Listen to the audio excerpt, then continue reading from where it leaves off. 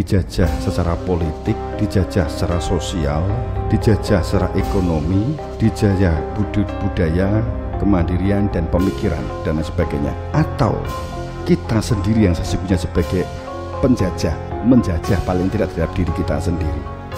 Bisa jadi begitu.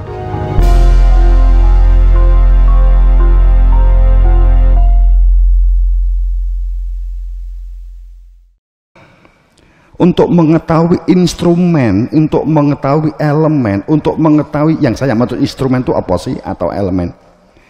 Ada elemen gula, ada elemen gelas, ada elemen kompor, ada elemen apa? Air. Itu ada elemen. Kemudian instrumennya teh itu adalah gula, air, teh. Ini kan instrumen. Ini namanya. Paham ya? Ini namanya instrumen. Nah, kalau gelasnya itu infrastruktur namanya, dan kompor itu namanya infrastruktur. Itu anggap aja itu sebagai dari komponen pembuatan teh. Tapi instrumennya ini. Kalau kita tidak tahu instrumennya untuk merdeka, sampai kapanpun kowe ora tahu roh sing diarani merdeka. Saiki instrumen yang merdeka apa? Ayo. Sehingga supaya bisa memerdekakan. Apa instrumennya? Ngono ya, kita lanjutkan minggu Jumat depan ya.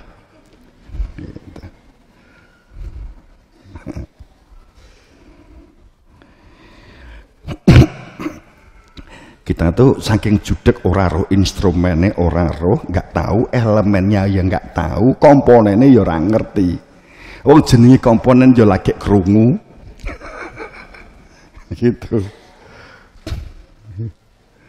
Jenenge instrumen ki ya lagi dong.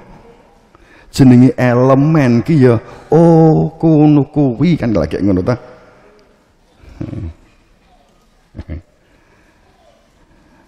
Boro-boro ngomong merdeka, boro-boro gawe teh. Lah nek teh sih gampang. Untuk mewujudkan sayur napa Bu? Bobor. Sing rada rumit bobor ya. Nek bening kan gampang nggih. Bobor. Enek instrumen panci napa malih? Kompor gitu. Api lah gitulah, api. Instrumennya api. Tapi api nek ngomong api, kok ngomong elemen lagi. Apa elemennya? Kayu kan itu. Ngomongnya kayu. Boto tinggi gawe luweng. Nah itu komponen atau elemen. Nah instrumennya napa? Santen apa nih? Bayem, nek bobore bayem. Bayung. Nah, bayung gitu kan. Iki karo ngomong anu mergo santriwati nek karo jenenge sayur ki.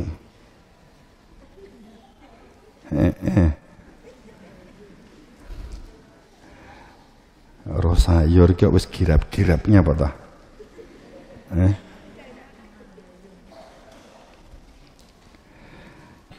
Kita latih lidah kita.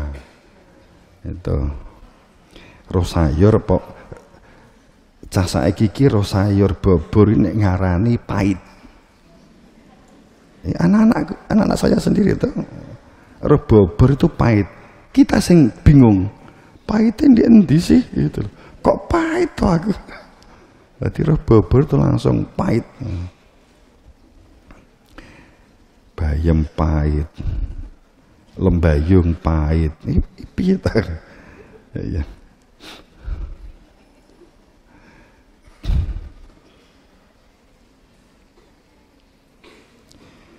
Jadi kita harus tahu dulu elemen yang akan kita merdekakan, karena secara konstitusi bahwa kita itu sudah berada di dalam pintu gerbang kemerdekaan. Itu sudah luar biasa, sudah dicepai instrumennya. Enek banyu, enek lembayung, enek kangkung, ada bayam, ya. Kemudian gula, garam, santan.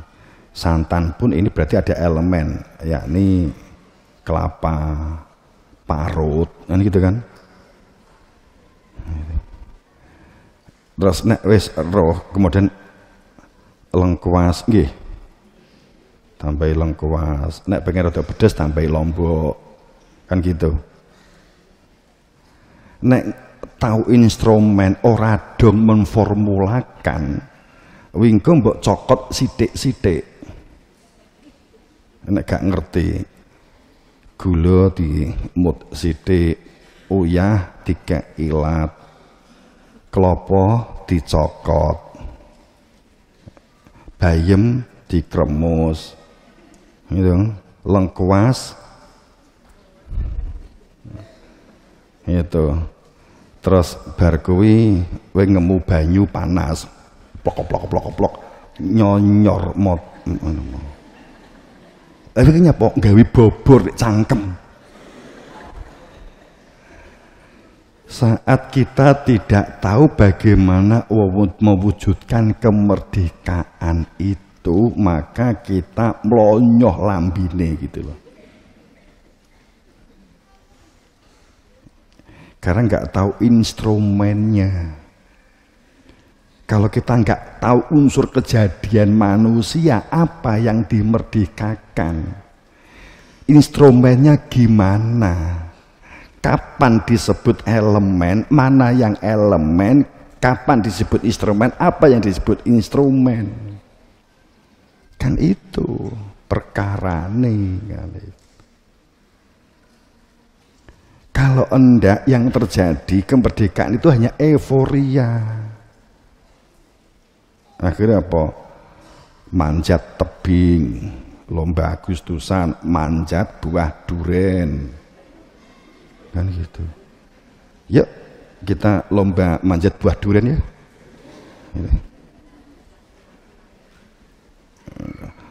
10 wae siapa yang dapat menginjak durian 10.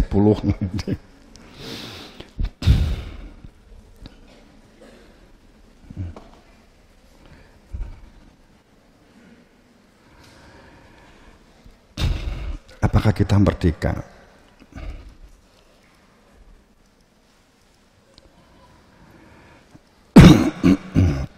Jadi kalau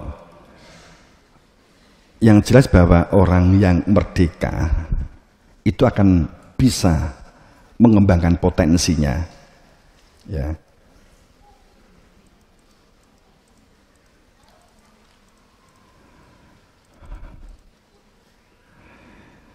Jadi bisa mengembangkan potensinya,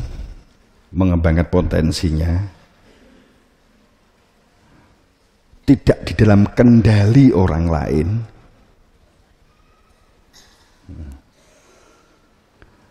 Tahu apa yang diperbuat, tahu apa yang dilakukan. Saat orang itu di dalam kemerdekaan,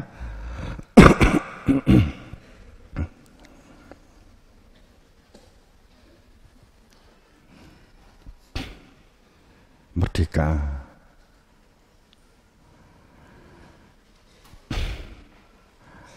Pikirannya rasional dan nalar.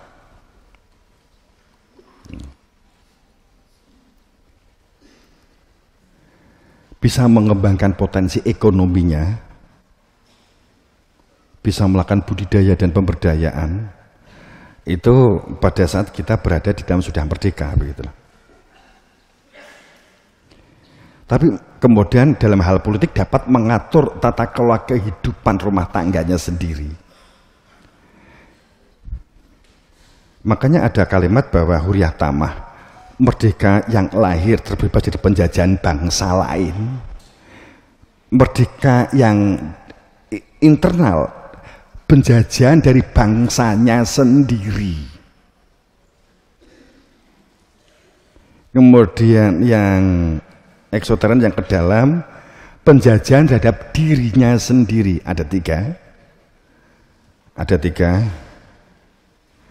Hati penjajahan dari bangsa lain, itu ya. Ini toritikal, itu kan sudah wilayah. Kemudian penjajahan di bangsa lain, penjajahan dari bangsa sendiri, penjajahan dari nafsunya sendiri.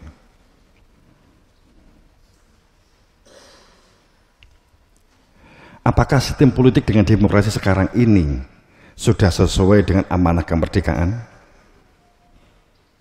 Jika penduduknya dapat mengembangkan potensi berpikir, bisa mengembangkan potensi memakmurkan bumi Allah, terjadinya menjalankan perintah Allah bil adli wal ihsan, kehidupan masyarakat yang harmonis, antar suku bangsa dan antar agama, tidak sekedar toleransi, tapi bergandengan tangan, terwujudnya harmonis kebersamaan dan kekeluargaan, unsur yang lahir.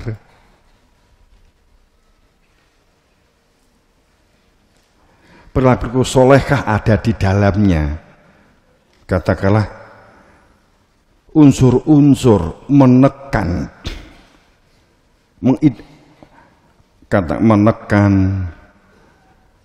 atau dijajah oleh teman sendiri atau bangsa sendiri. Saat kita bicara demokrasi, apakah sistem demokrasi selama ini kan hanya sebatas difahami setiap orang Indonesia sebagai contoh punya hak untuk mencalonkan diri menjadi pemimpin. Dengan kata lain, setiap rakyat ini bisa menjadi penguasa. Bagi mereka yang haus kekuasaan, bisa kekuatan yang mereka yang untuk dapat mewujudkan arogansinya. Bapaknya kan begitu, sepertinya kan begitu.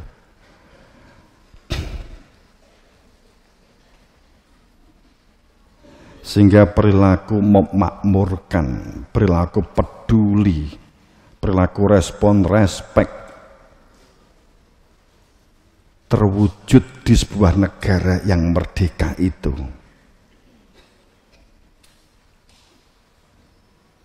Apakah sistem politik demokrasi memilih pemimpin itu adalah bagian dari perwujudan kemerdekaan, sehingga mewujudkan suatu masyarakat yang gini pamannya kan begitu.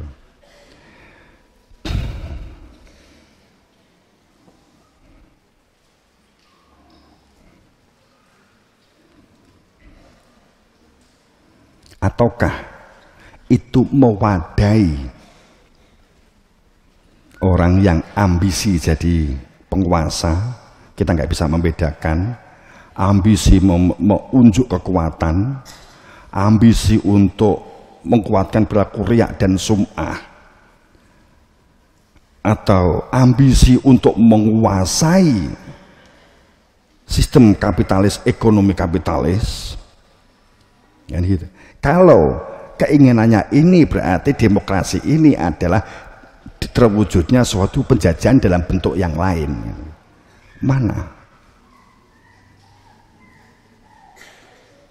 Kan itu.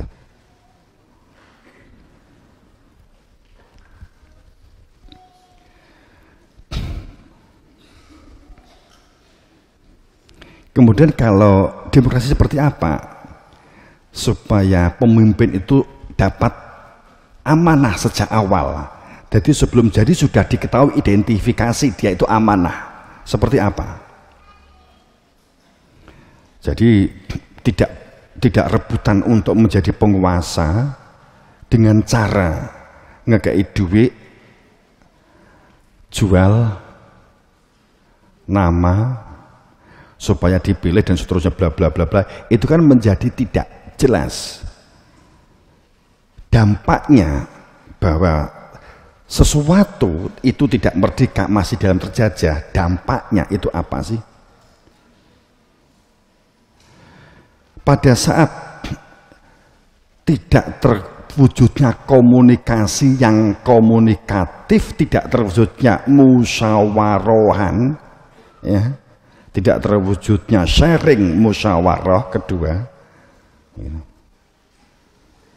tidak terwujudnya perilaku mandiri dan berdaulat di kehidupan sosial masyarakat.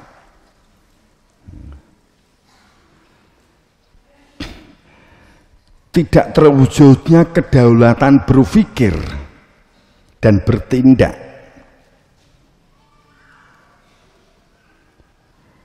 Pada saat ini yang ternyata menguasai kehidupan, berarti demokrasi kita ada yang tidak tepat. Berarti demokrasi selama ini itu berarti yang menjadi pemimpin itu sesungguhnya perwujudan. Saya nggak ngomong Indonesia, saya ngomong global. Perwujudan ambisius seseorang untuk menguasai orang lain, untuk menguasai ekonomi, untuk menguasai tanah teritorial, kan gitu. Untuk menguasai, bentuknya kan beda. Dulu dijajah Belanda, sekarang dijajah kapitalis, umpamanya kan begitu. Kan bentuknya kan beda-beda. Itu sesungguhnya kan masih belum merdeka kalau memang begini gitu loh. Belum berdaulat. Akhirnya dibuatlah aturan, dibuatkan satu bentuk konstitusi undang-undang yang membatasi merdeka, tapi ada aturan ya, gitu.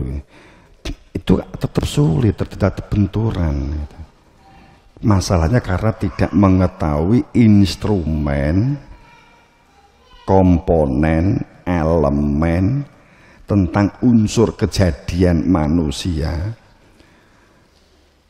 tentang kapan disebut infrastruktur antara tanah, bumi, air, udara, dan bagaimana mengembangkan potensi manusia, apa yang dikembangkan. Faktanya saat itu dilakukan, saat sarjana agama banyak semuanya menulis tentang Tuhan, semakin baik atau semakin rusak?